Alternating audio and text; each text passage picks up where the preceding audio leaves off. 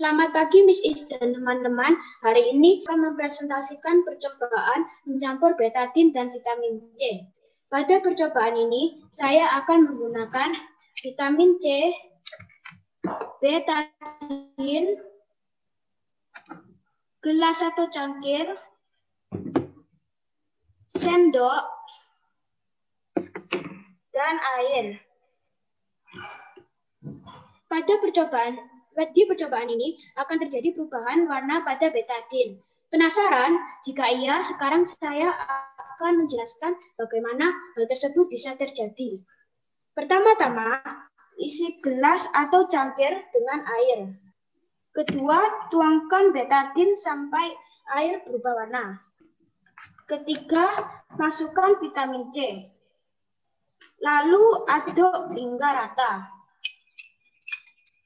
Dan lihat apa yang terjadi. Air menjadi bening seperti semula. Mengapa ini bisa terjadi? Karena vitamin C disebut juga asam askorbat. Asam ini dapat dioksidasi oleh iodin yang terdapat di betadin. Nah, dari oksidasi ini mengakibatkan iodin berubah menjadi iodium. Sehingga saat vitamin C ditambahkan ke betadin yang mengandung iodin bening akan berubah menjadi iodium bening. Terima kasih sudah mendengarkan. Tuhan Yesus memberkati. Selamat pagi Bapak Ibu Guru dan teman-teman. Pada hari ini, saya akan mempresentasikan laporan karya ilmiah saya yang berjudul Harta Model. Tujuan dari karya ilmiah saya adalah untuk mengetahui cara kerja peredaran darah di jantung. Dasar teori dari karya ilmiah saya adalah jantung adalah salah satu organ tubuh yang sangat penting. Jantung berfungsi untuk mengedarkan darah, oksigen, dan sari-sari makanan ke seluruh tubuh. Jantung berdenyut setiap 72 kali per menit dan memompa 4 hingga 7 liter darah setiap menitnya. Alat dan bahan-bahan yang digunakan ialah pewarna makanan merah, isolasi, gunting, sedotan, toples kaca, air, dan juga balon. Cara kerjanya adalah sebagai berikut. Pertama-tama, siapkan toples kaca yang telah diisi dengan air. Kemudian, jangan lupa untuk diberi pewarna makanan merah. Yang kedua, masukkan 2 balon. 1 balon, jangan lupa digunting ujungnya dan diberi lubang untuk tempat sedotan. Yang ketiga, balon yang sudah digunting ditutupkan pada bagian atas toples kaca. Yang keempat, masukkan 2 sedotan ke dalam lubang yang sudah dibuat pada balon. Yang kelima, beri balon pada salah satu sedotan dan jangan lupa diisolasi ya. Yang keenam, Harta Model telah siap digunakan. Hasil dan pembahasannya ialah jika balon ditekan, maka air dalam wadah akan mengalir keluar. Hal ini sama dengan proses di mana saat jantung memompa darah ke seluruh tubuh. Kesimpulan dari karya ilmiah saya adalah jantung bekerja setiap saat untuk memompa darah ke seluruh tubuh. Terima kasih telah mendengarkan presentasi dari saya. Tuhan Yesus memberkati. Selamat pagi Bu Guru dan teman-teman. Hari ini saya akan mempresentasikan tentang karya ilmiah saya yang berjudul Gembung yang tidak akan meletus. Tujuan saya adalah untuk bermain dengan gembung dengan sangat lama. Dasar teori saya adalah gliserin. Gliserin adalah cairan kental tidak berbau dan tidak berwarna. Cairan tersebut dicampur dengan air dan alkohol yang diperoleh dari lemak hewani, nabati, atau dari fermentasi glukosa. Alat dan bahan yang saya gunakan adalah sabun cuci piring 1 tetes, gliserin 50 ml, air 100 ml, sarung tangan kain, sendok, dan baskom. Nah, cara kerjanya sangat gampang. Kita tuangkan gliserin dan air dan sabun cuci piringnya dan diaduk sampai berbusa.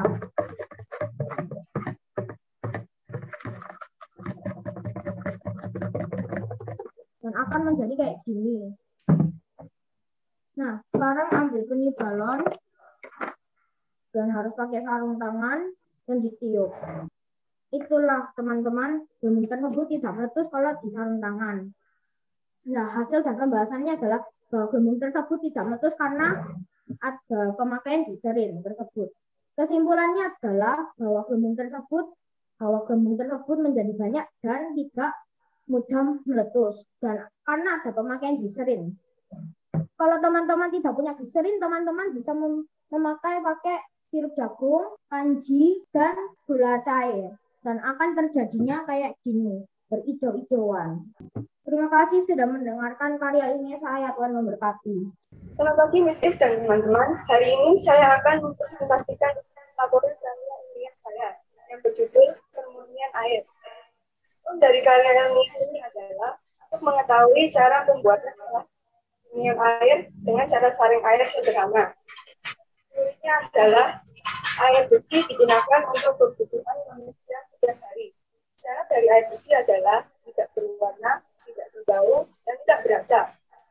Salah satu cara agar air tetap bersih yaitu dengan menyaring air kotor sehingga menjadi kembali. Alat bahan yang dibutuhkan dari karya ilmiah ini adalah botol plastik, kapas, batu, arang, air kotor, dan gunting. Cara kerjanya adalah siapkan botol plastik, lalu guntinglah menjadi dua seperti ini. Lubangi tutup botol, lalu tutuplah dari botol seperti ini, lalu isilah dengan kapas, lalu arang, dan kapas lagi. Lalu kalau sudah, tuanglah air kotor ke dalam botol ini. Hasil dari percobaan ini adalah air yang tadi kotor menjadi bersih setelah disaring dengan bahan-bahan tadi. Kesimpulannya adalah menyaring dengan cara sederhana dapat dilakukan untuk memurnikan air kotor. Terima kasih sudah mendengarkan. Tuhan Yesus memberkati. Selamat pagi Bu Guru, teman-teman. Hari ini saya akan mempresentasikan tentang eksperimen saya yang berjudul telur yang mengapung di air garam. Tujuan dari eksperimen ini adalah untuk mengetahui bahwa telur dapat mengapung di air garam. Dasar teori yang mendasari eksperimen saya adalah telur dapat mengapung di air garam karena air garam memiliki massa jenis lebih tinggi daripada air tawar. Ini membuatnya semakin mudah untuk objek melayang di air asin. Alat dan bahan yang diperlukan adalah gelas bening, sendok, air tawar, telur, dan garam. Cara kerja dari eksperimen ini adalah isi gelas dengan air tawar, lalu ambil garam dan sendok, dan masukkan 4-5 sendok garam ke dalam air. Lalu aduk secara perlahan-lahan. Setelah diaduk, ambillah telur dan masukkan telur ke dalam air secara perlahan-lahan. Maka akan mengambang. Hasil dan pembahasan dari eksperimen ini adalah pada saat air diberi 4-5 perlahan-lahan, maka telur itu akan terapung karena massa jenis air lebih besar daripada massa jenis telur. Hal ini terjadi karena semakin banyak garam yang diberikan, maka semakin besar pula massa jenis cairnya. Kesimpulan dari eksperimen ini adalah telur dapat mengapung di atas air karena massa jenis air lebih besar daripada massa jenis telur. Yang presentasi saya. Selamat pagi Misi dan teman-teman. Ini saya akan mempresentasikan eksperimen saya yang berjudul susu pelangi. Tujuan saya membuat eksperimen ini adalah untuk membuktikan bahwa susu dan pewarna bisa bercampur dengan bantuan sabun cuci piring. Teori yang saya dapatkan dari eksperimen ini adalah pewarna makanan tidak bisa bercampur dengan susu karena susu mengandung lemak, sedangkan pewarna tidak dapat larut dalam lemak. Pencampuran sabun cair membuat pewarna dapat bercampur dengan susu karena senyawa kimia dalam sabun cuci yang mengikat molekul lemak susu. Ikatan ini akan mendorong dan pewarna dari campuran sehingga pewarna dan air susu akan bergerak dan bercampur menghasilkan warna-warni seperti pelangi. Alat dan bahan yang kita butuhkan adalah wadah atau piring, susu, pewarna makanan, dan sabun cuci piring. Cara kerjanya adalah pertama, tuangkan susu ke dalam piring. Lalu teteskan beberapa macam pewarna. Setelah itu teteskan sabun cuci piring. Di sini kita bisa melihat, karena tetesan sabun pewarna dapat bercampur dengan susu. Hal ini menyebabkan air dan pewarna terdorong sehingga pewarna dan air dalam susu akan bergerak dan bercampur menghasilkan warna-warni seperti pelangi. Kesimpulan yang saya dapatkan dari eksperimen ini adalah pewarna akan bergerak dan bercampur setelah adanya sabun cuci yang mengikat lemak dan mendorong pewarna dan air di susu. Demikian penjelasan saya, Tuhan Yesus memberkati. Selamat pagi Bapak Ibu Guru dan teman-teman. Hari ini saya akan melakukan sebuah percobaan yang berjudul jarum yang mengambang di atas air. Tujuan dari percobaan saya adalah untuk membuktikan bahwa jarum dapat mengambang di atas air. Teori dari percobaan saya adalah jarum yang lebih padat daripada air bisa mengapung di permukaan karena semua gaya yang bekerja di jarum itu dalam keadaan seimbang. Alat dan bahan yang diperlukan adalah gelas, air, jarum, pensil, dan kertas. Cara kerja dari percobaan saya adalah isi gelas dengan air, lalu taruh kertas yang luas dan panjang dibanding jarum di atas air. Lalu taruh jarum di atas kertas tadi. Setelah itu, tenggelamkan kertas tadi dengan ujung pensil. Pada saat jarum ditaruh di atas kertas, maka jarum tersebut akan mengambang di atas air. Itu karena molekul air tersebut saling mengikat. Berkat tegangan tersebut, muncullah permukaan air. Dan muncul juga sedikit penghalang putih di atas air. Teman-teman, jadi kesimpulan dari percobaan saya adalah jarum mengambang di atas air itu karena tegangan di permukaan air. Dengan kekuatan tersebut, muncullah molekul-molekul air yang saling tarik-menarik dan membuat pembatas. Demikianlah presentasi saya. Tuhan Yesus memberkati. Selamat pagi Bapak Ibu Guru dan teman-teman. Hari ini saya akan menceritakan tentang eksperimen saya yang berjudul elektromagnet. Tujuannya adalah untuk kita dapat mengetahui bahwa elektromagnet dapat mengangkat klip kertas. Dasar teorinya adalah bahwa elektromagnet terdiri dari medan listrik dan magnet yang berubah-ubah. Alat dan bahannya untuk membuat elektromagnet adalah paku, baterai, kawat, dan klip kertas. Sekarang saya akan menunjukkan bagaimana untuk cara membuat elektromagnet. Yang pertama adalah lilitkan kawat kepada paku dan hasilnya akan menjadi seperti ini. Jangan lupa untuk menyisakan dua bagian ya. Setelah menjadi seperti ini, gabungkanlah sisa kedua ujung ini kepada baterai. Setelah jadi seperti ini, untuk membuktikan bahwa eksperimen ini berhasil, mari kita lihat bahwa paku ini dapat mengangkat klip kertas ini. Klip kertas pun terangkat, jadi hasilnya eksperimen ini berhasil. Terima kasih sudah mendengarkan presentasi saya. Selamat pagi, Mrs. dan teman-teman. Hari ini saya akan mempresentasikan karya ilmiah saya yang berjudul Mengambil sepatu dengan tali yang basah. Tujuan saya melakukan eksperimen ini adalah untuk membuktikan bahwa dengan penambahan garam, kita bisa mengambil sepatu dengan tali yang basah. Dasar teori untuk eksperimen ini adalah garam akan mengikat molekul-molekul air pada es batu sehingga menurunkan titik beku pada es batu. Ini disebabkan karena garam memiliki sifat hidrofilik. Dalam eksperimen ini, tali akan menurun ke bagian dalam es batu yang sedang meleleh karena garam. Namun, bagian dalam es batu yang masih beku bisa membekukan tali tersebut sehingga tali tersebut tertempel pada es batu. Bahan-bahan yang diperlukan untuk melakukan eksperimen ini adalah mangkok dan es batu, tali atau benang, garam, dan air. Langkah-langkah untuk melakukan eksperimen ini adalah pertama, isikan mangkok dengan es batu dan air dingin. Lalu, basahkan benang atau tali dan letakkan di atas es batu. Lalu, taburkan garam di atas tali. Lalu, tunggu sekitar 1 menit. Setelah 1 menit, angkat tali dan mari kita lihat hasilnya.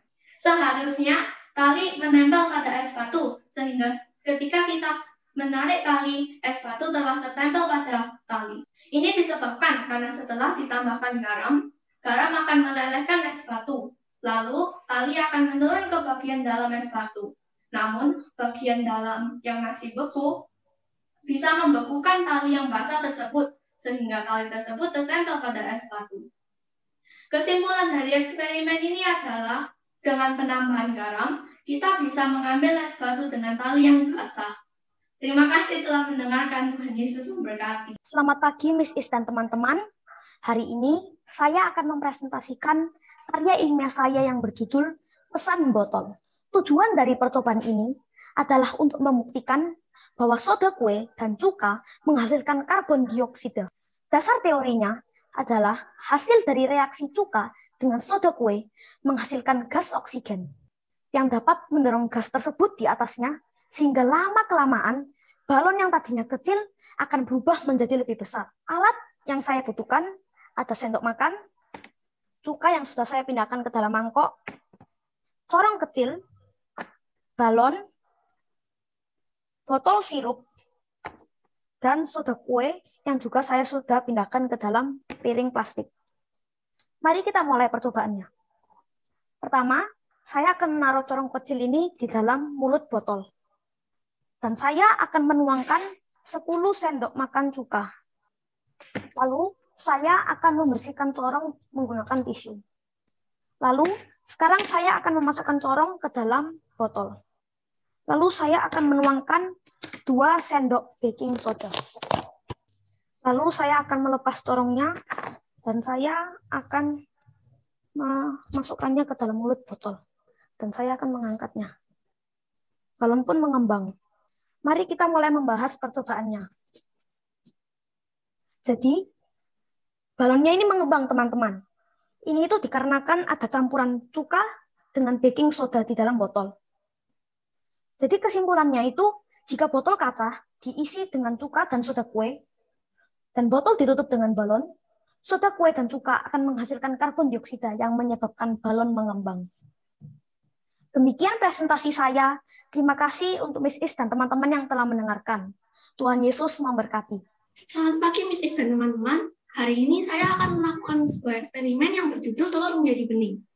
Tujuan saya membuat eksperimen ini adalah untuk mengetahui apa yang terjadi ketika telur direndam ke dalam air cuka selama 24 jam.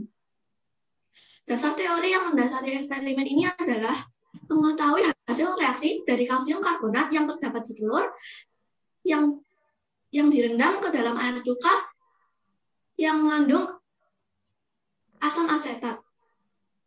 Alat dan bahan yang kita perlukan adalah gelas, telur, dan air cuka. Langkah pertama, masukkan telur ke dalam gelas. Lalu tuangkan air cuka ke dalam gelas hingga telur terendam. Setelah telur direndam ke dalam air cuka, terjadi reaksi sehingga telur mengeluarkan gelembung dan bau menyengat. Lalu biarkan selama 24 jam. Setelah 24 jam, telur menjadi kenyal dan bening. Jadi ketika telur direndam ke dalam air cuka selama 24 jam, asam asetat cuka melarutkan cangkang telur dan telur menjadi elastik, kenyal, dan bening. Kesimpulan dari eksperimen ini adalah kita dapat mengetahui jika asam asetat cuka dapat melarutkan cangkang telur. Terima kasih sudah mendengarkan eksperimen saya. Tuhan Yesus memberkati. Selamat pagi, Miss dan teman-teman. Hari ini saya akan mempresentasikan sebuah eksperimen, yaitu listrik statis. Listrik statis adalah sekumpulan muatan listrik yang tetap atau ketidakseimbangan muatan listrik. Listrik statis dapat terjadi karena adanya perpindahan elektron. Tujuan untuk melakukan eksperimen ini adalah untuk mengetahui bahwa adanya gaya tarik-menarik antara muatan positif dan negatif. Alat dan bahan yang dibutuhkan adalah sedotan, tisu, dan juga botol plastik. Langkah pertama, gosok-gosok sedotan dengan tisu.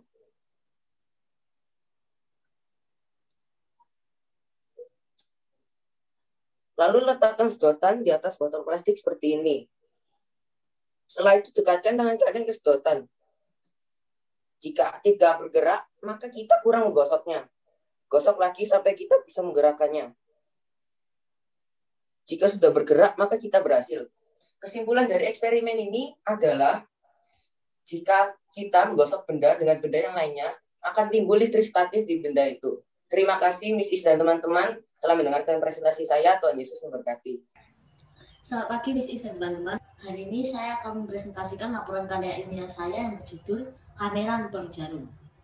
Tujuan saya membuat eksperimen ini adalah untuk membuktikan bahwa layar kertas minyak bisa berfungsi sebagai film negatif pada kamera, sehingga benda yang berada di belakang kamera bisa terlihat terbalik.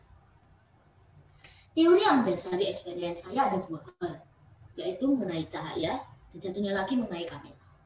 Pertama, saya akan menjelaskan tentang cahaya. Cahaya merupakan salah satu bentuk energi yang dipancarkan oleh benda atau sumber cahaya dalam bentuk gelombang elektromagnetik.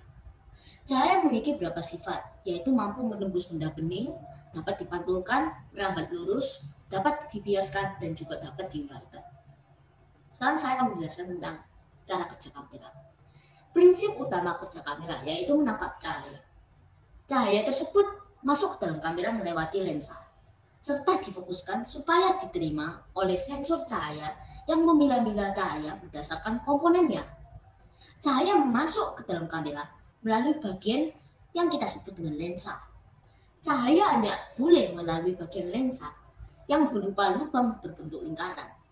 Sistem kerjanya kamera sama persis ketika kita membuka dan menutup mata. Dalam kamera sendiri juga memiliki komponen-komponen yang dapat mengatur kecepatan si lubang kamera sesuai dengan apa yang kita inginkan. Dengan ini, kita dapat mengatur intensitas cahaya yang masuk dalam kamera. Tidak hanya itu, fungsi lensa juga dapat mengatur ketajaman fokus pada saat mengambil sebuah gambar pada kamera.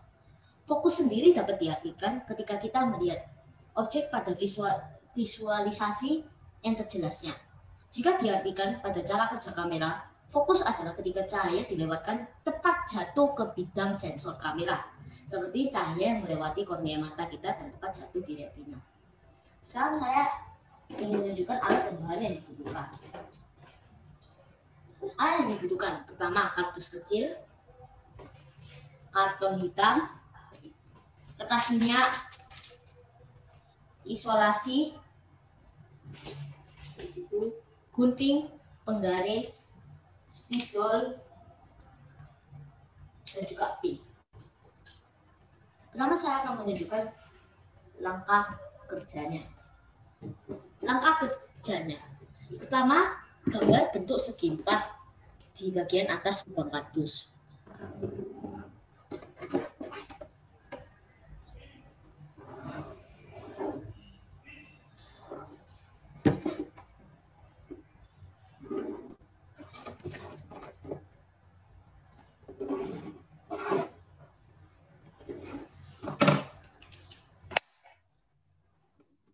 Kemudian kita potong bagian segi empat tersebut dengan cutter.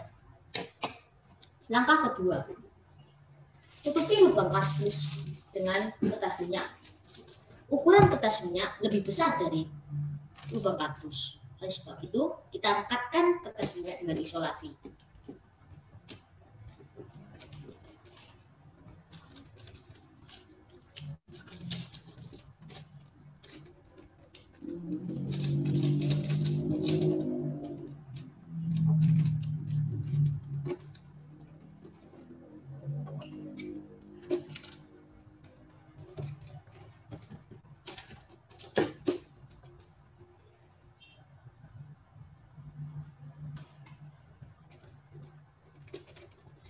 Kertas minyak di sini akan berfungsi sebagai layar. Langkah ketiga, letakkan kardus di atas karton manila. Lalu kita bungkus dengan rapi dan juga rapat.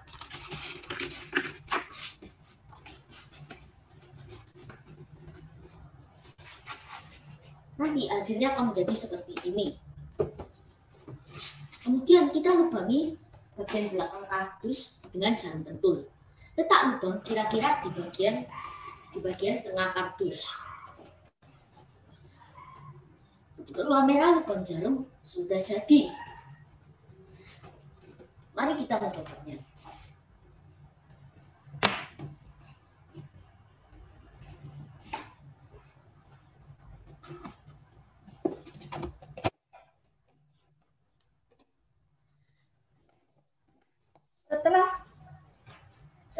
Setelah itu, Letakkan kamera di depan senter.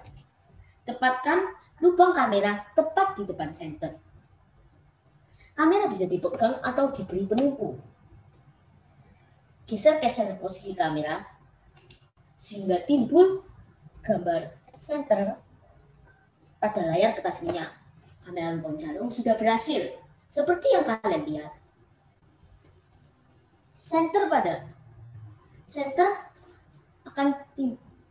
Cahaya senter akan timbul pada bagian kertas minyak. Timbulnya akan timbul terbalik. Terbalik di sini diartikan arahnya terbalik. Seperti dari arah kanan menjadi yang kalian lihat akan menjadi ke arah kiri. Hal ini bisa terjadi karena salah satu sifat cahaya adalah merambat secara lurus. Lubang kecil pada kamera membatasi cahaya yang masuk dalam kamera. Cahaya yang merambat lurus dari atas akan ditangkap oleh bagian bawah layar. Sedangkan cahaya yang merambat lurus dari bawah akan ditangkap oleh bagian atas layar. Akibatnya, pada layar kertas minyak terbentuk gambar cahaya senter yang terlihat terbalik. Itu gambaran cara kerja kamera sederhana. Perlu kita tahu bahwa pada proses pemotretan, gambar yang terekam pada film negatif masih perlu diproses lagi sehingga hasilnya tidak terbalik. Kesimpulan dari eksperimen saya ialah kertas minyak pada kamera dapat berfungsi sebagai film negatif pada kamera sehingga gambar pada film negatif bisa terbalik. Demikian presentasi saya mengenai laporan karya ilmiah. Terima kasih karena sudah mendengarkan. Tuhan Yesus memberkati. Selamat siang, Miss dan teman-teman. Hari ini saya akan mempresentasikan tentang laporan karya ilmiah saya yang berjudul Gaya Kapilaritas pada Batang Bunga Mawar. Tujuannya mempelajari terjadinya gaya kapilaritas, yaitu naik dan turunnya permukaan zat cair pada tangkai bunga. Dasar teorinya, air dapat diangkut dari akar ke seluruh bagian tumbuhan karena adanya daya kapilaritas batang melalui pembuluh kayu. Gaya kapilaritas dipengaruhi gaya kohesi dan adhesi. Gaya kohesi adalah gaya antar molekul zat yang sejenis, sedangkan gaya adhesi adalah gaya tarik antar molekul tidak sejenis. Saat air masuk ke pembuluh kayu, air mengalami gaya adhesi yang lemah antar molekul air dan pembuluh kayu. Sedangkan gaya kohesi antar molekul air satu dengan lainnya sangat kuat, sehingga air bergerak naik di sepanjang pembuluh kayu. Alat dan bahan yang diperlukan adalah 4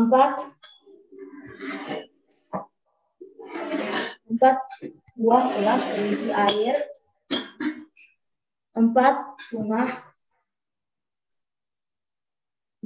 mawar putih, dan 4 jenis pewarna makanan hijau, kuning, merah, dan biru, dan gunting. Cara kerjanya, isi gelas dengan air hingga separuh. Tambahkan pewarna makanan hijau, kuning, merah, dan biru pada masing-masing gelas. Potong batang bunga dengan gunting hingga sekitar 10 cm lebih panjang dari gelas dan hilangkan semua daunnya. Celupkan mawar ke dalam gelas hingga setengah tangkainya terendam. Lalu pewarnanya. Letakkan di tempat yang terang dan biarkan selama 4-6 jam. Cek kembali dan bunga mawar akan menjadi berwarna-warni.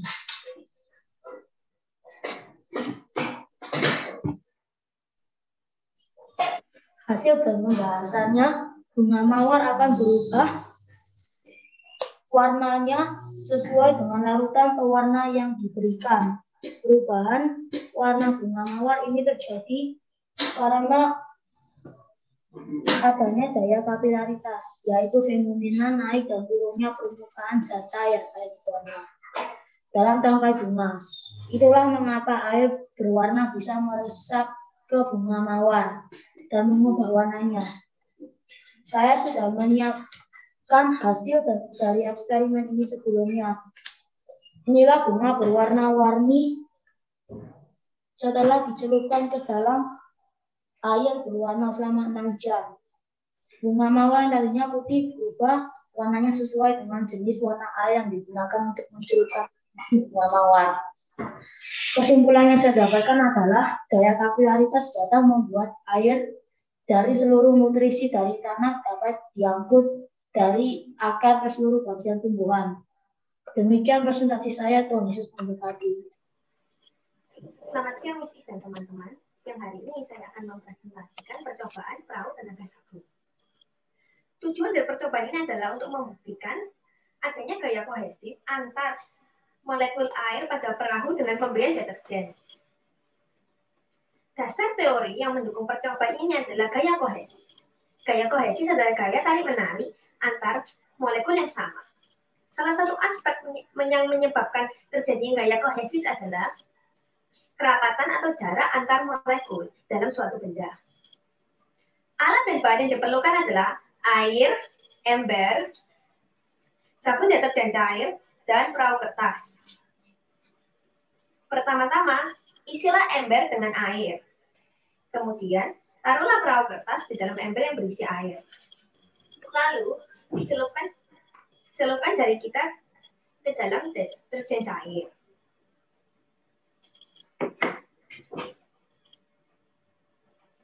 Lalu, celupkan jari kita yang terkena deterjen cair di dalam air. Perahu dapat berjalan tanpa perlu diberi tiupan ataupun diberi dorongan. Hal ini disebabkan karena adanya gaya kohesis. Kesimpulan yang dapat kita ambil dari percobaan ini adalah gaya kohesis dapat mempengaruhi deterjen dapat mempengaruhi adanya gaya kohesis. Terima kasih telah mendengarkan presentasi saya. Tuhan Yesus memberkati. Selamat pagi Bu Guru dan teman-teman. Hari ini saya akan mempresentasikan tekanan udara dalam gelas. Tujuannya adalah untuk mengetahui dan membuktikan pengaruh udara terhadap nyala api pada pembakaran lilin. Untuk mengetahui bahwa nyala lilin menjadi padam karena disebabkan oleh tekanan udara yang ada di dalam gelas.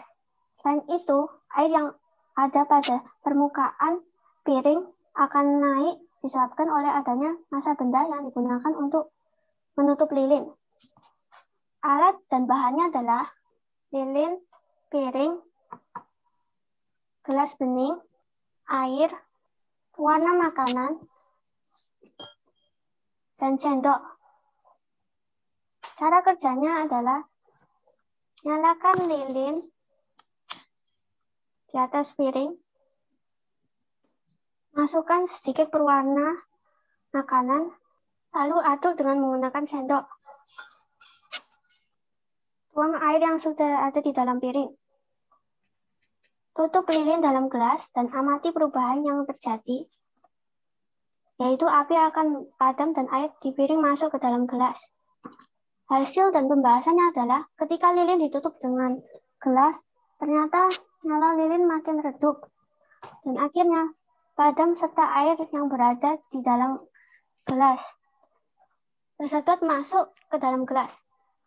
Air yang berada di dalam luar gelas dapat tersedot ke dalam gelas karena tekanan udara di dalam gelas lebih kecil dibandingkan tekanan udara yang berada di luar gelas, sehingga air tersebut tersedot ke dalam gelas.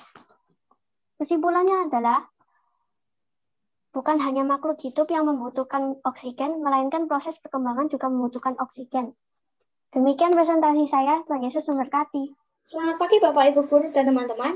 Hari ini saya akan mempresentasikan tentang salah satu eksperimen yang berjudul air berjalan. Mungkin teman-teman bingung bagaimana air bisa berjalan.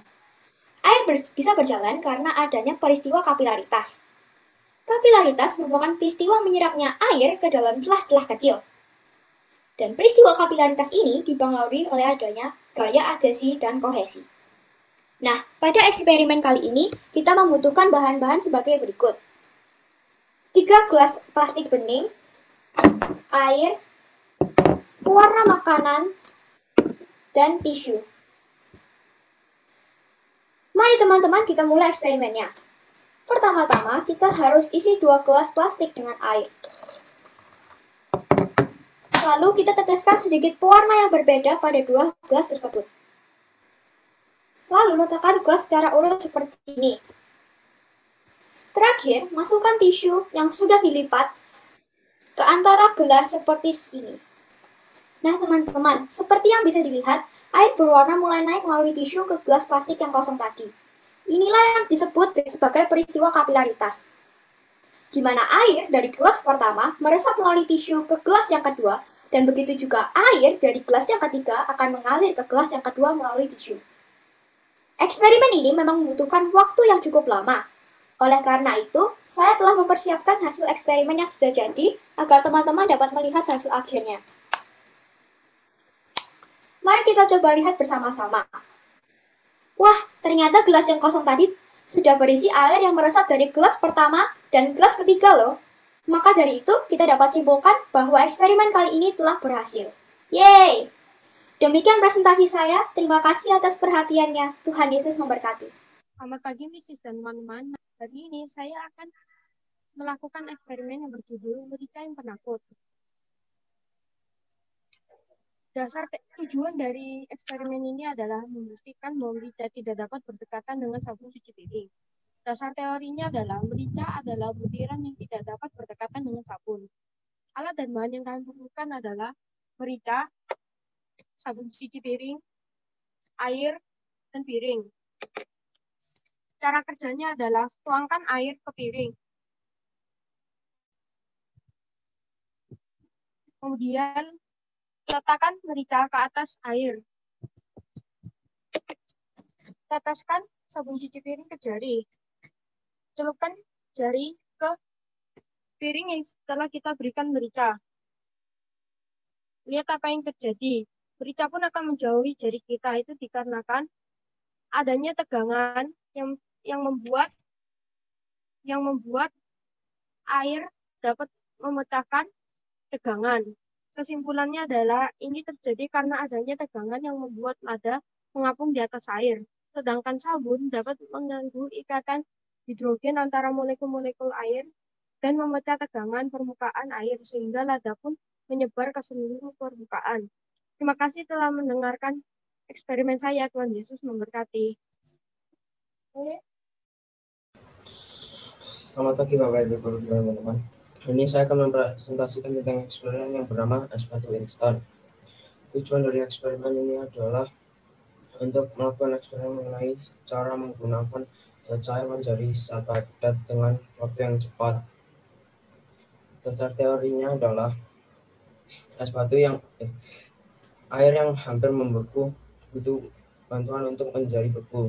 Jadi dengan hentakannya pada meja, kita akan membantunya membeku. Alat dan bahannya adalah botol plastik, air, dan kulkas.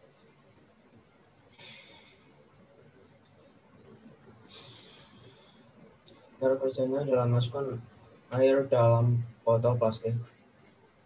Masukkan botol plastik ke dalam kulkas dengan posisi horizontal atau suhu freezer di atas minus 15 Celcius. Diamkan selama kurang lebih 3 jam. Setelah lebih dari 3 jam, ambil botol plastik perlahan-lahan dan sangat dikocok. Angkat botol tinggi dan segera hentakkan kepada meja. Yang akan terjadi adalah air akan menjadi es batu. Kesimpulannya adalah air membutuhkan bantuan untuk menjadi es baku kalau mau menjadi es batu. Terima kasih atas perhatiannya. Yesus memberkati.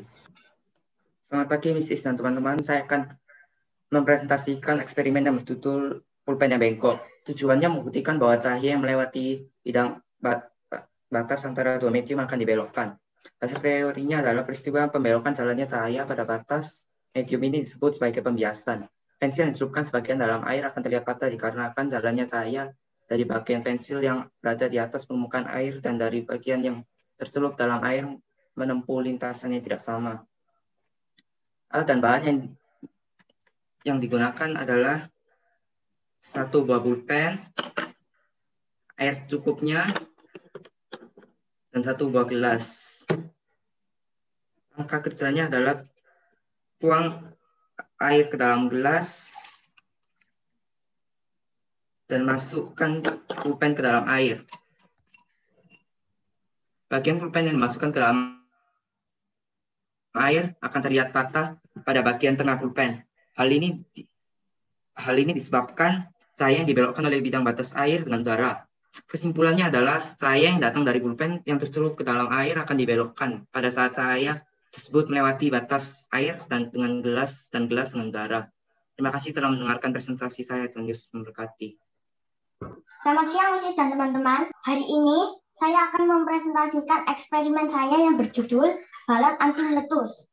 Tujuan saya adalah membuktikan bahwa balon memiliki sifat elastis atau lentur. Dasar teorinya adalah saat tusuk sate dimasukkan melalui bagian tersebut, rangkaian molekul tadi akan melebar di sekitar tusuk sate dan menahan udara agar tidak keluar. Alat dan bahan yang diperlukan adalah 1. Balon, 2. Tusuk sate, 3. Minyak goreng. Cara kerjanya adalah tiup balon hingga membesar. Ikat bagian balon agar udara tidak keluar. Setelah itu, kita olesi tusuk sate dengan minyak goreng.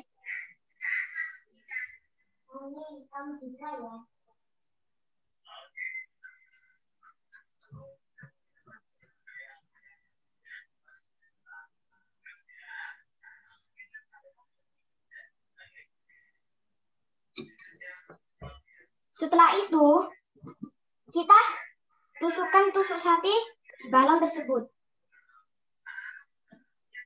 Tetapi ketika kita tusuk di kedua bagian tersebut, ada bagian yang terlihat gelap. Kita tusukkan di sana. Lihat.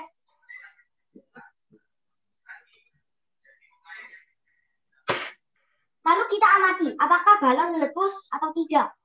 Nah, teman-teman, hasil dan pembahasannya adalah balon tidak meletus ketika ditusuk. Hal ini disebabkan karena adanya sifat elastis atau lentur. Kesimpulannya yang bisa kita ambil adalah, dari percobaan ini, kita dapat melihat kalau balon tidak meletus ketika ditusuk, karena adanya sifat elastis atau lentur yang dimiliki oleh balon. Demikian presentasi saya, Tuhan Yesus memberkati. Selamat pagi Bu Guru dan teman-teman.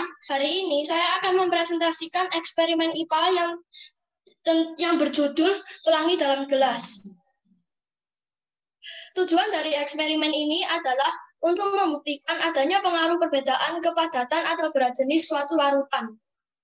Adapun teori yang mendasari eksperimen ini yaitu density atau kepadatan atau berat jenis adalah pengukuran berapa banyaknya suatu zat atau benda dimasukkan ke dalam ruang yang diukur. Persamaan yang digunakan untuk mengukur berat jenis adalah berat jenis sama dengan berat benda dibagi volume atau ruang yang diukur. Semakin besar berat benda yang dimasukkan relatif terhadap volume yang sama, maka semakin besar berat jenisnya. Adanya perbedaan berat gula yang dilarutkan dalam masing-masing gelas akan mempengaruhi besarnya berat jenis dari masing-masing larutan. Alat dan bahan yang kita perlukan dalam eksperimen ini adalah 1 buah gelas besar, 3 buah gelas kecil, air, larutan gula, dan pewarna makanan, yaitu hijau, merah, dan biru. Dan kita juga memerlukan jarum suntik. Cara kerja dari eksperimen ini adalah sebagai berikut. Pertama, keisi ketiga gelas kecil dengan air dengan volume yang sama. Lalu, tambahkan 3 pewarna makanan dengan warna yang berbeda dan volume yang sama. Hijau, merah, dan biru. Kemudian, isi air yang berwarna hijau dengan 6 sendok makan larutan gula. Warna merah dengan 3 sendok makan larutan gula. Yang warna biru dibiarkan tanpa tambahan larutan gula. Kemudian, aduk hingga menjadi rata. Lalu siapkan gelas besarnya dan masukkan air berwarna tersebut secara perlahan-lahan ke dalam gelas besar menggunakan jarum suntik. Yang pertama dari warna hijau, lalu yang warna merah dan biru menggunakan jarum suntik. Karena ini membutuhkan cukup waktu. Nah, hasilnya seperti ini. Hasil dan pembahasannya dari eksperimen ini adalah setelah ketiga gelas larutan tersebut dituang dalam gelas besar, tampak bahwa ketiga larutan tersebut bisa bertumpuk membentuk warna pelangi dan tidak tercampur warnanya. Mengapa hal tersebut bisa terjadi? Hal ini disebabkan karena takaran gula yang dimasukkan di dalam masing-masing gelas berbeda-beda. Semakin banyak gula yang dimasukkan, semakin besar berat jenisnya. Perbedaan inilah yang menyebabkan masing-masing air berwarna tidak akan tercampur. Kesimpulan yang dapat kita tarik dari eksperimen ini adalah banyaknya takaran gula yang dimasukkan akan mempengaruhi besarnya berat jenis larutan. Perbedaan berat jenis masing-masing larutan menyebabkan masing-masing air berwarna tidak akan tercampur. Larutan air dengan berat jenis paling besar akan mengendap di bagian gelas yang paling bawah. Terima kasih sudah mendengarkan presentasi saya. Tuhan Yesus memberkati. Selamat pagi Bu Guru dan teman-teman. Hari ini saya akan percobaan yang saya sudah tuliskan di karya ilmiah. Judulnya adalah botol air plastik ajaib. Tujuannya buat kita bisa tahu kalau botol air plastik ada perbedaan tekanan udara di dalam botolnya. Dasar teorinya adalah udara memiliki tekanan yang berbeda karena tekanan udara ada yang tinggi dan rendah. Dan kita akan mencoba karya ilmiah ini. Jadi kita perlu bahan-bahannya. Bahan-bahannya adalah botol air plastik, dasarnya mau aqua yang lainnya, sama satu pisau. Caranya adalah botol plastik itu harus ditusuk. Habis itu kalau sudah dilepas. Dan tutup di atasnya jangan dibuka karena kalau seperti ini botolnya akan keluar air. Seperti ini.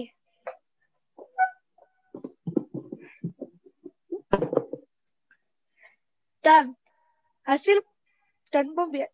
hasilnya adalah botol pun tidak bocor meskipun sudah ditusuk oleh pisau yang tajam ini. Karena itu kita bisa tahu kalau botol ada tekanan udara yang banyak sekali ya, ada yang tinggi dan pendek, tinggi dan rendah. Dan kesimpulannya adalah kita bisa belajar kalau botol air plastik mempunyai angin di dalamnya dan tekanan yang besar sekali. Dan terima kasih atas percobaan saya. Tuhan Yesus memberkati. Selamat pagi Bapak Ibu Guru dan teman-teman. Hari ini saya akan bereksperimen tentang sifat-sifat magnet. Dasar teorinya adalah magnet adalah benda yang dapat menghasilkan lapangan magnetik. Dan magnet memiliki dua kutub yaitu selatan dan utara. Jika utara dengan utara, maka akan saling tolak-menolak. Jika kutub yang tidak sejenis didekatkan, maka akan tarik-menarik. Dan juga ada ferromagnetik, yaitu yang dapat ditarik, paramagnetik, yaitu yang akan ditarik lemah dan diamagnetik. Dan sekarang saya akan membuktikannya satu persatu. Ini adalah lapangan magnetik.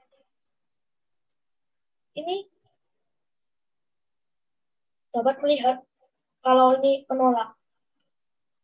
Jadi itu benar. Sekarang kutub magnet jika yang sama akan saling tolak-menolak juga. Nih, benar. Nah, sekarang jika kutub magnetiknya berbeda, maka akan saling tarik-menarik. Seperti begini.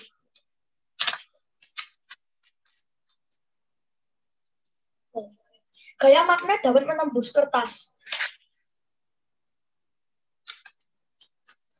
Nih, saya akan mengambil barang besi dan saya akan menunjukkannya.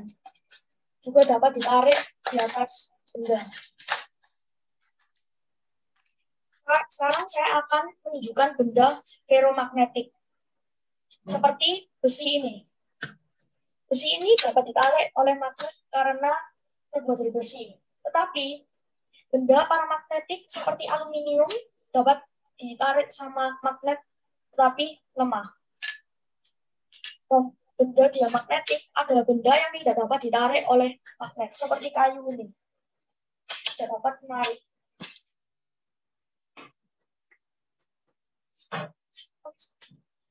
Yang saya mendapatkan adalah magnet memiliki lapangan magnetik. Kutub yang sama akan saling menolak. Kutub yang berbeda akan saling menarik. Gaya magnet dapat menembus kertas dan benda-benda yang lain. Benda ferromagnetik adalah benda yang dapat ditarik oleh magnet kuat.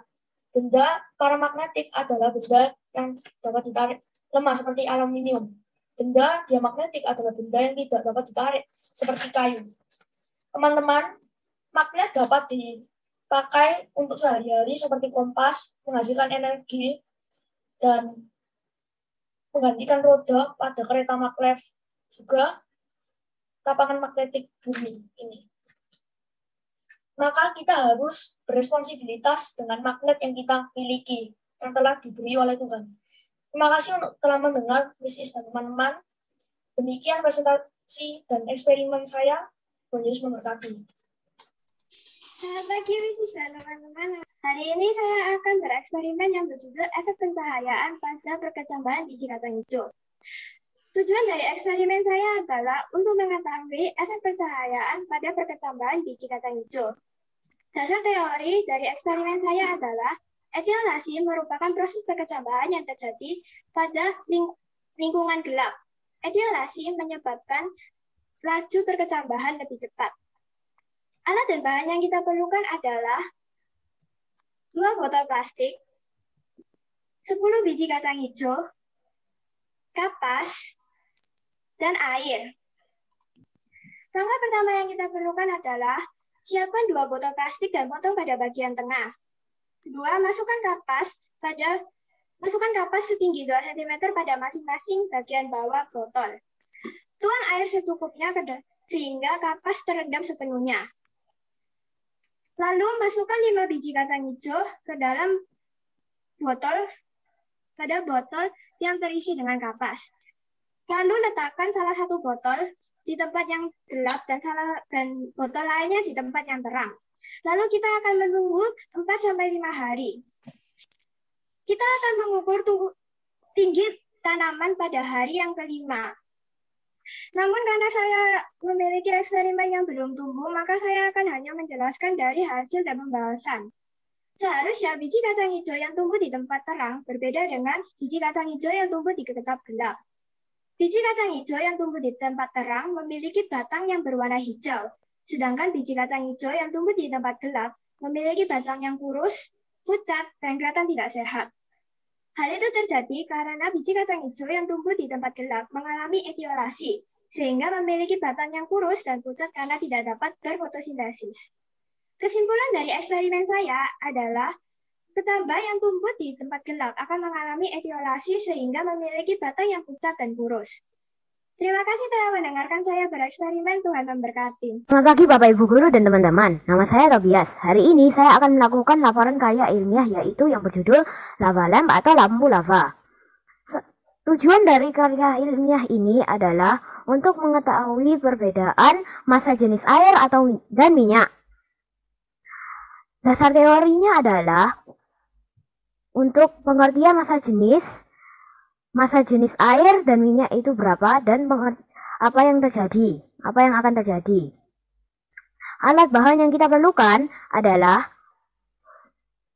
minyak goreng, air, pewarna makanan, lampu, dan botol kaca.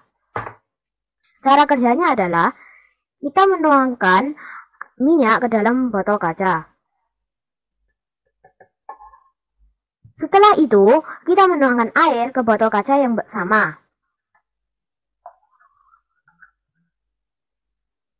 Kita teteskan 1 tetes dari pewarna makanan ke dalam botol kaca yang berisi minyak dan air yang sudah tercampur tadi.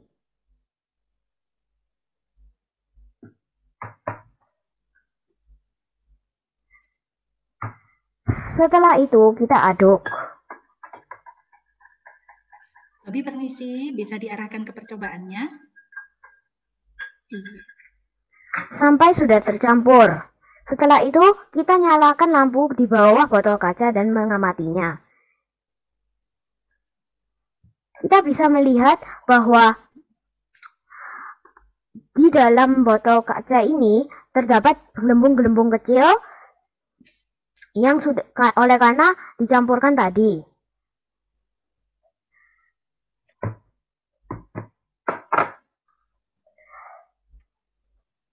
Dan hasilnya adalah air dan minyak akan tercampur jika kena bersama atau disatukan.